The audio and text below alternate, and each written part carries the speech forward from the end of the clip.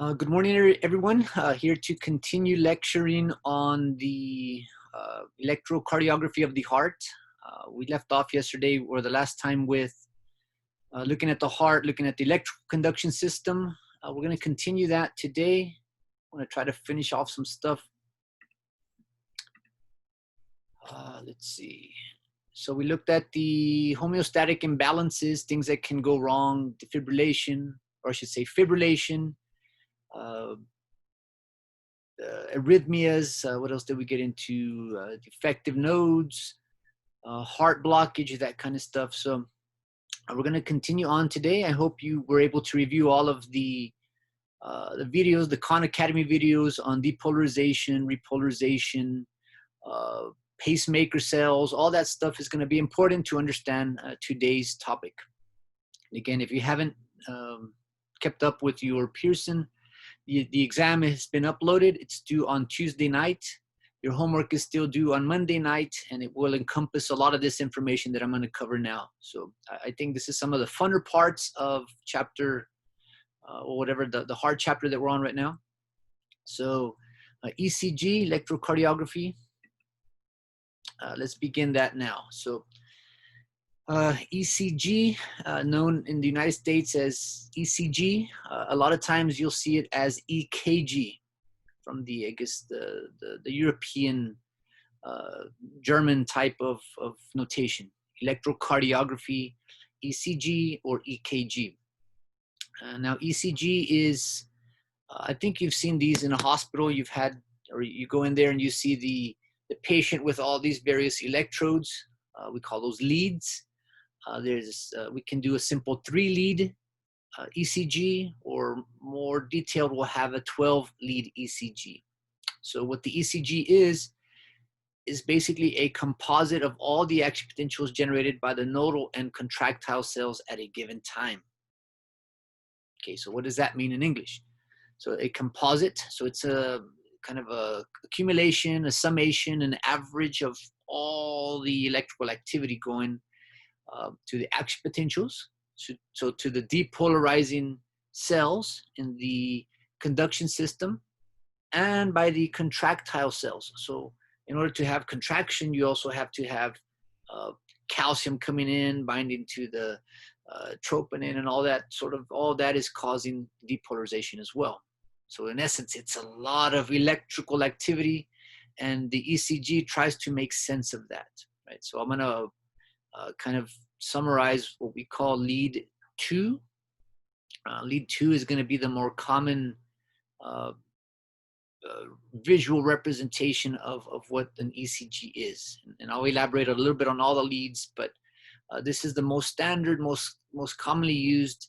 It gives us the detail on the different waves that we commonly see, and it kind of is analyzing the motion from we have all this electrical activity going in all different locations.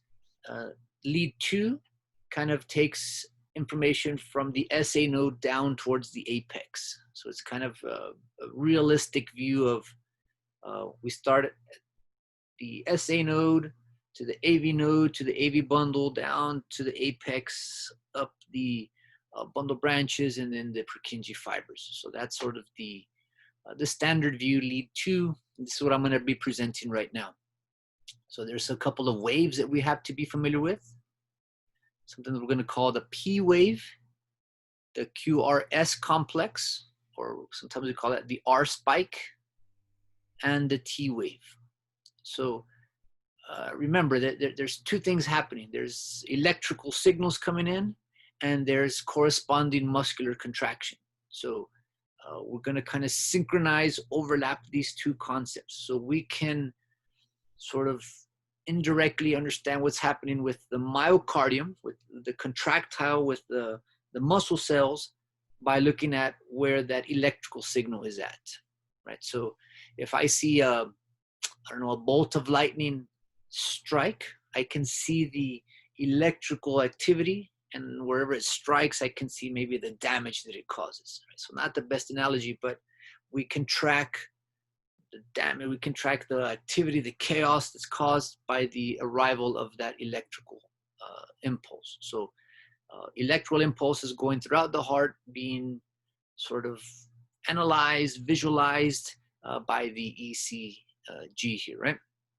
So electrical activity summed up by the lead 2 electrode. P wave is going to be corresponding to the depolarization of the SA node. Right, so the depolarization of the SA node. QRS complex is going to be what we term as ventricular depolarization. So P wave and the corresponding SA node are up in the atria. Remember, it's in the right atrium, going to kind of communicate to the left atrium. That's going to correspond with the P wave. QRS takes us down to the ventricle. So now we are ventricular. So now we've gone from the atria down to the apex of the ventricles. And then T wave is going to deal with still ventricular area, but now repolarization. So remember, we start negative, we depolarize to positive, we repolarize back to negative. So a lot of stuff going on here, right? This is it's things that you're going to have to take a little bit of time. It's not necessarily intuitive. You have to analyze and make sense of the position of the waves, the timing, the spikes, the drops, all this mess here, right? So let's sort of look at the situation. We're going to start here at the SA node. So the SA node gets the signal to those pacemaker cells keeping the beat, let's say sinus rhythm. So they start to depolarize. And we see that little blip, that little blip of depolarization, that contraction of the atria. Now remember, the atria are very weak. They're very small amounts of muscle, so they don't really do a lot of work. The atria is going to push blood from here to here, not very far. Very thin wall. You can see the very thin myocardium compared to the very thick myocardium down here. So on the atria, very little work signified by a very little bit of activity, little bit of myocardial contraction, so a little P wave.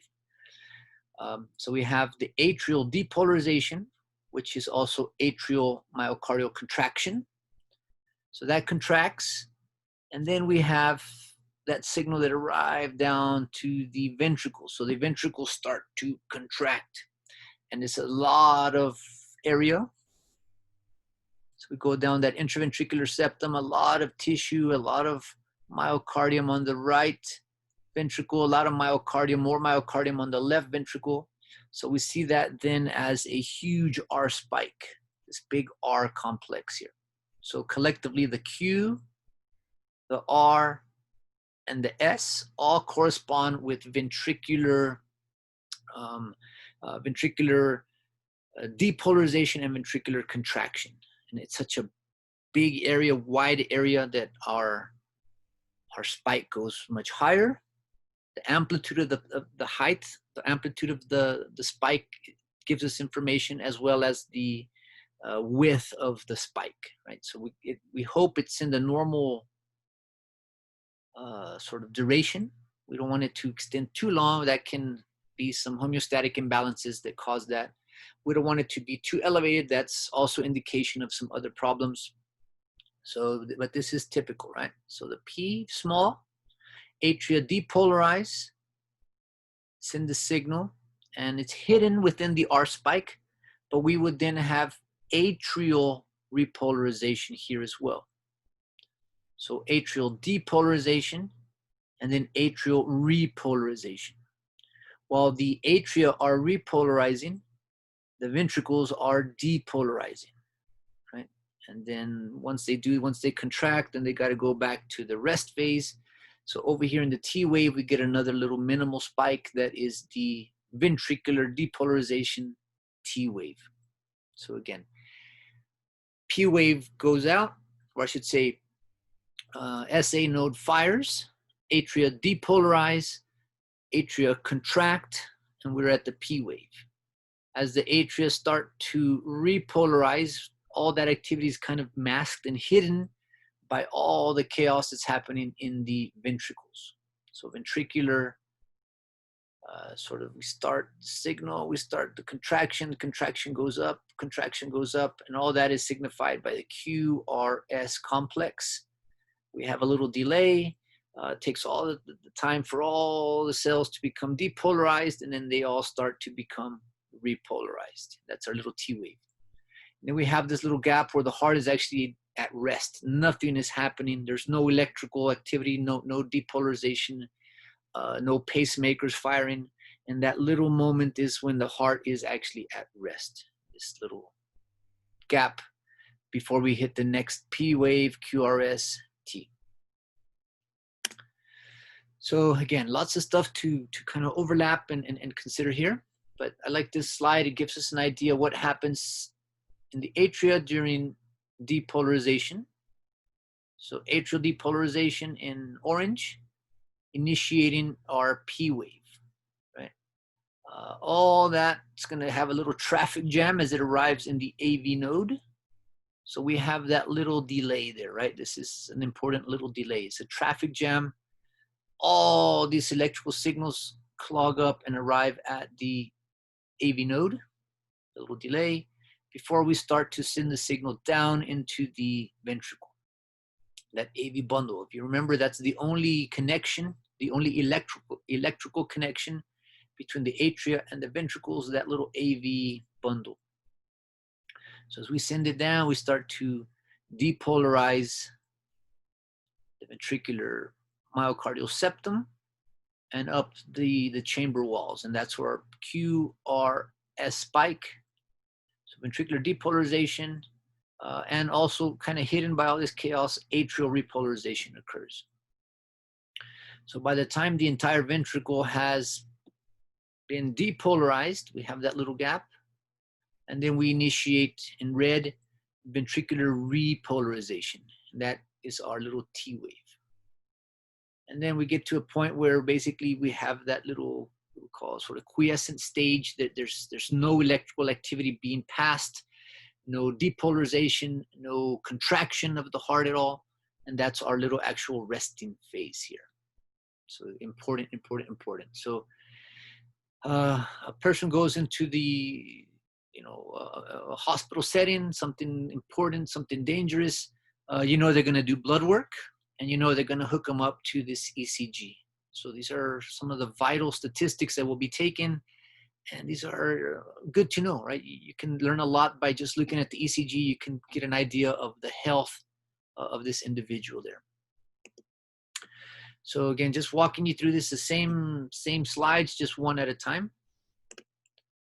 So the P wave, again, atrial depolarization, initiated by the SA node.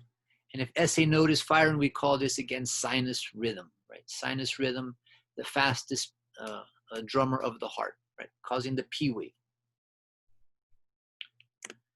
AV node is that little gap where we sort of arrive at the AV node. We got to wait in line. We go from a lot of lanes to now a singular lane at the AV node. And we have the QRS complex, where we initiate ventricular depolarization. We have that little delay where all the ventricle is depolarized. Then we initiate ventricular repolarization, signified by the T wave. And we get into quiescence there at the end, where everything is repolarized and ready to start the cycle again. Yeah. So you will be asked to do things like this on the homework, analyze situations, understand what's happening at what event in this ECG. I'm going to upload an assignment you're going to be given lab credit for it, but it's to give you more practice analyzing ECGs and reading ECGs, determining heart rate, abnormalities of the ECG, that kind of stuff. So I think you'll find them interesting. So let's get some little bit of practice here, right? And I know you haven't seen the video, the tutorial on how to do a lot of the ECG readings, but I just want to kind of give you this idea for now. So on A, We don't know much about the patient, but just by looking at this ECG, I can tell you that this looks quite rhythmic. I see the R spikes. I see some big R spikes, and they look to be about the same distance apart. I don't have my ruler in front of me here, but I could kind of measure them or count little boxes, and I can see, well, this is pretty rhythmic. And if I do the calculation, we're going to see it's about, sinus rhythm. It's about the rate of the SA node firing. Kind of small, but perhaps we can make sense of what's going on here. So there I have my little P wave,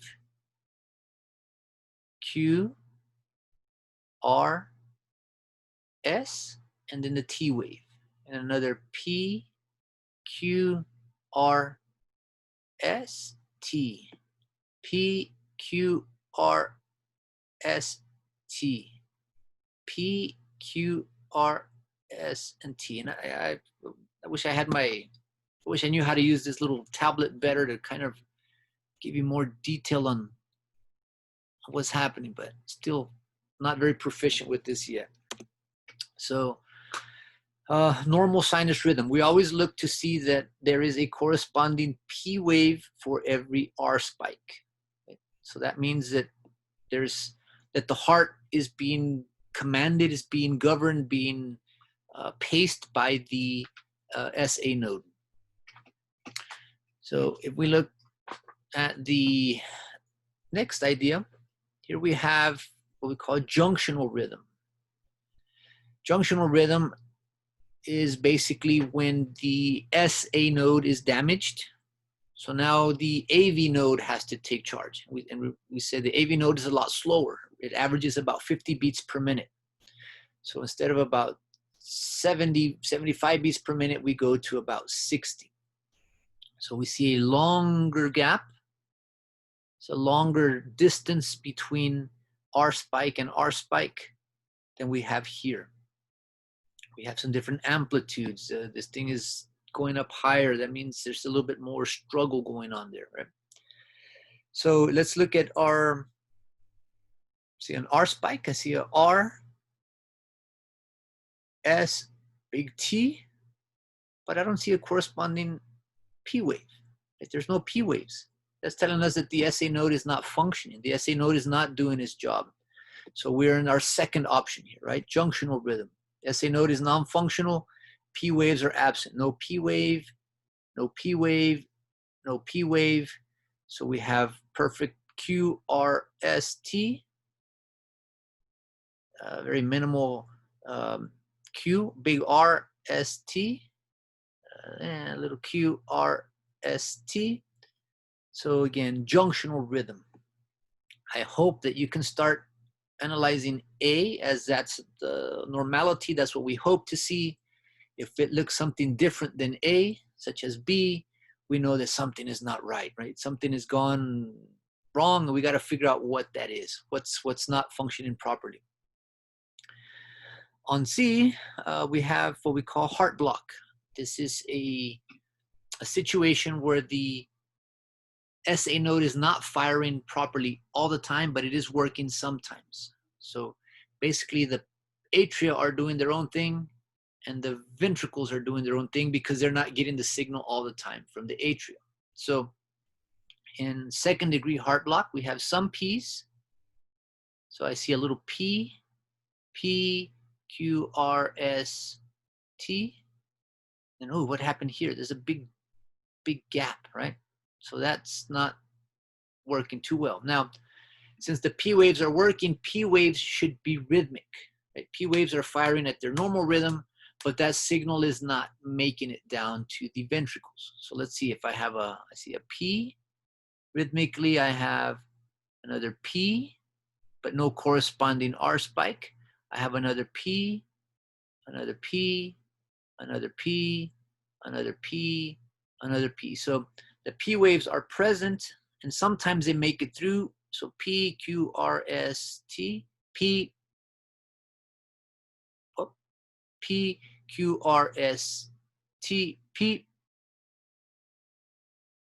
P, Q, R, S. So they're not always being communicated down to the ventricles. And again, we call that heart block. There's a distinction between different degrees: first degree, second degree, third degree heart block. I'm not going to get into that discussion here. Obviously, the fewer P waves that make it through the heart block, we consider it worse, right? Third degree heart block is a bad situation, right? That's just completely independent beatings, right? So in this case, there is some communication between the atria and ventricles, but not, not the way it's supposed to be. On this next one, D, this is the worst of the worst, right? This is where that electrical activity is just not even chaotic. It's just chaotic. It's not doing anything useful for the heart. I mentioned yesterday that little twitching of the eyelid, right? In this situation, the heart itself is twitching. The ventricles are not contracting like they're supposed to. They're in this twitching mode. That's not useful. That's not being able to pump blood out. This must be corrected immediately, or again, this will lead to death very, very quickly here. So I do hope you become experts with all this stuff, but at minimum, I hope that you can see this and say, man, it looks like a little kid just scribbled some mess there, right? So I hope you can see this is very different than this. There's no rhythm. There's no, just everything looks wrong. Everything is wrong in the situation. So again, emergency. I hope the quicker that you can pick up that there's something wrong, the quicker we can go and address the issue and help that patient get back to their normal sinus rhythm if possible. All right, so far so good. I hope all that is making sense. Again, I'm going to supplement this with another YouTube video. I think it does a pretty good job of explaining a little bit more on the ECGs and drawing and measuring things that I can't really illustrate too well here, right? But let's pile on another concept here with heart sounds, right? Heart sounds are linked to ECGs. Heart sounds are linked to myocardial activity, that kind of stuff. So we associate two heart sounds with the cardiac cycle here, right? So they define them as a lub-dup sound. Lub-dup associated with the closing of the heart valves. And they say closing. I don't think it's closing. It's more like a slamming. Those valves actually are slammed shut, yeah? So the first sound occurs as the AV valve closes, slams, and signifies the beginning of systole. So some new vocabulary terms here, right? You might have heard of blood pressure, systolic over diastolic. In Latin, we call this systole, right? Systole is the Latin word that means to contract. So your heart is either in a relaxed state or a contracted state. That's all the heart does. It contracts and relaxes. It goes from a systole to a diastole, right? So diastole is rest, relaxation. Systole is contracting. So the first sound occurs as the AV valves close and signifies the beginning of systole. So that ventricle contracts, systolic contraction, forces blood up, slams the AV valve closed, and we call that first lub sound. Second sound occurs when the semilunar valve close at the beginning of ventricular diastole. So ventricle contracts, slams AV valve closed, blood goes out into the big arteries, and then tries to come back into the heart as that ventricle rests. So as it kind of moves back down towards the heart, it slams the semilunar valves closed sort of in the opposite direction, yeah? So these two sounds are significant. They give you an idea of what's happening myocardially, but they also give you an idea of what's happening with the deflection waves, the PQRS waves as well. So normally there should be a lub-dup sound, and that's it. In some people, they have abnormal heart sounds that could signify a leaky valve. It could signify some sort of murmur, some deficiency, some stenosis that happens. Different sounds, again, indicative of some abnormality of the heart, basically. So doctors, again, can listen to the sound of the valves. And again, when they're using their stethoscope, they're trying to move it around, trying to find different positions, hearing the heartbeat itself, but also listening to the sounds of the valves, if the valves are slamming shut correctly. So the aortic valve, aortic semilunar valve, because they can hear it best here. Pulmonary valve, best here, blue. Mitral valve, the bicuspid valve, the left atrioventricular valve, heard best at the apex, and tricuspid or right similar or right atrioventricular valve heard at the sort of almost at the midline at the sternum there, a little bit lateral to that. So your challenge, right? A lot of challenges for this chapter, but your main challenge is then to synchronize and organize and understand the entire events that happen within the cardiac cycle. So the cardiac cycle are all the events associated with blood flow through the heart during one complete heartbeat. So just one beat, right? One beat and so much stuff happening in one beat. So we have systole, or the systolic contraction, and diastole, that relaxation, right? So vocabulary terms integrated here as well. So phases of the cardiac cycle. We have ventricular filling. Ventricular filling will take place mid to late diastole. So in this situation, let's see everything that's happening within that heart. So the AV valves are open. So blood is coming from the atria. The weight of the blood opens that AV valve. So AV valves are open. 80% of the blood passively flows into the ventricle. And towards the end, the atria decide, okay, it's time. Depolarize SA node, atria contract, and send about 20% of the blood into that ventricle. An important volume here that we're going to call the end-diastolic volume. End-diastolic volume is basically the volume of blood in each ventricle at the end of ventricular diastole.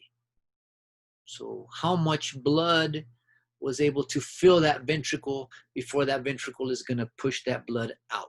Right? Important notation there. This is going to be significant for the homework and to understand the concepts of cardiac output.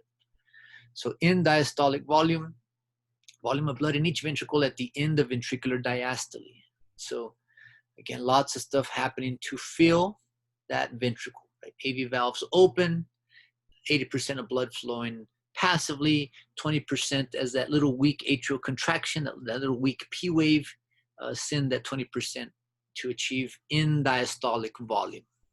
I promise many questions on this volume right here, EDV. 2, the ventricles start to contract. All right, so now we know that that QRS wave is happening. Right, atria did their job, so atria are in diastole. Ventricles begin the systole. Right, rising ventricular pressure slams the AV valves closed. We get to a very brief moment where all the valves are closed. As the contraction gets greater, it's enough to force blood out into the arteries. The ejection phase, ventricular pressure exceeds pressure in the large arteries, forcing the semilunar valves. The pulmonary semilunar valve and the aortic semilunar valve are opened. And at that point, we try to squeeze as much of that blood out as possible. And then eventually we're going to stop that contraction, and we're then at our end systolic volume. So how much blood remained in that ventricle after systolic contraction? Another important type of volume, in systolic volume. So back up. In diastolic volume, how much blood was in there? In systolic volume, how much blood were we able to push out per that ventricular contraction, that ventricular systolic contraction? This 3, isovolumetric relaxation occurs. The ventricles, after contraction, start to go to diastole, backflow of blood in the aorta and pulmonary trunk outside, basically slam the semilunar valves and the aortic valves closed. So that's, again, that little moment now where that heart can be in total relaxation. So again, all these words, all this gets piled on to this slide. And there's similar slides, and you can Google similar slides. Ammerman has some slides like this. This is not from Ammerman, but I think it does a pretty good job of showing everything that we're talking about piled together. So if you can understand this slide, there's no question on the exam, no question on the homework that you can't answer. Right? This is a very comprehensive slide here. On the top, at the same, corresponding to the same time, the same events, we have our ECG. So ECG, there's our P, Q, R, S, T. So there's our complete ECG up top. We overlay that with our heart sounds. So you can see we arrive at ventricular depolarization. So ventricles start to contract. That slams the AV valves closed. Over here, ventricle has completed contraction. All the blood went up into the valves, through the semilunar valves, coming back, trying to come back into the heart, slamming down the semilunar valves for the second heart sound. So you can coordinate the heart sounds, first and second, to the corresponding ventricular ECGs there. Let's look at, let's say, pressure. So pressure in the, let's do the blue line. So blue line in pressure, it's low. The P wave ventricular pressure increases a little bit. But now when we get to the QRS, the ventricle starts to contract and we see a huge spike in the ventricular pressure. So our spike initiates depolarization, and there's a little delay, depolarization reaching all the myocardium, generating systolic contraction. So we have that little delay in the arrival of the electrical signal and the actual visible contraction of the heart. And as we start to depolarize the heart, we see depolarization pressure starting to occur, and we continue again. Systolic, or I should say atrial pressure is very low. It doesn't, we see the P wave, and we see a little blip in pressure, and we see just, again, kind of not much happening with the atria. Most of the effect is at the ventricle. This green line represents the aorta.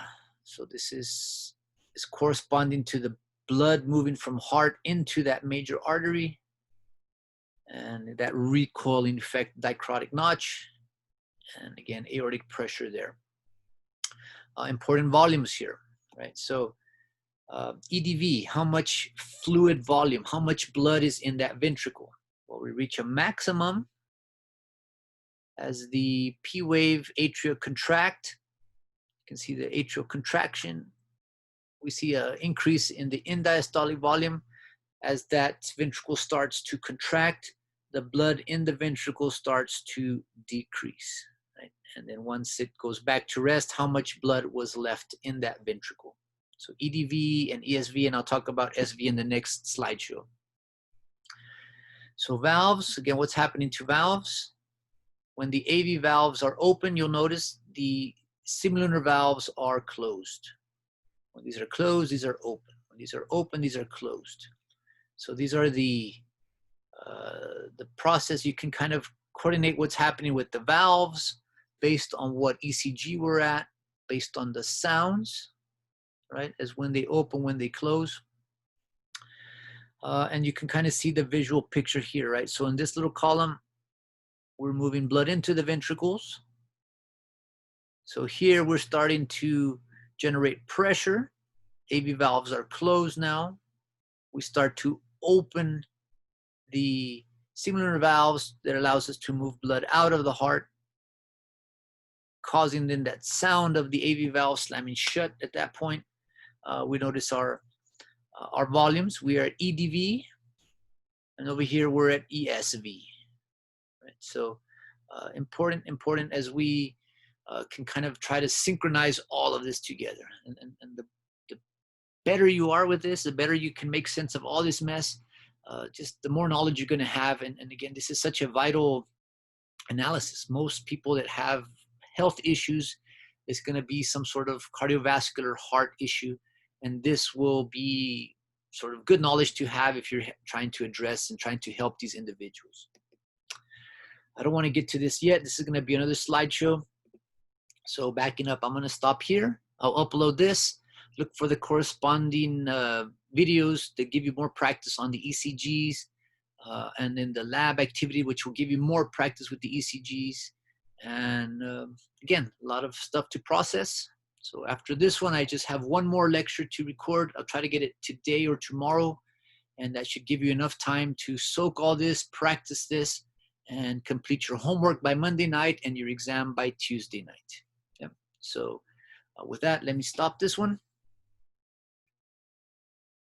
And I hope it's all making sense. A lot of stuff to process on a Saturday morning, but welcome to summer, yeah? So I hope you can keep up. If there's any questions, don't hesitate to let me know. Email, tutors, that kind of stuff as well. So let me stop this here.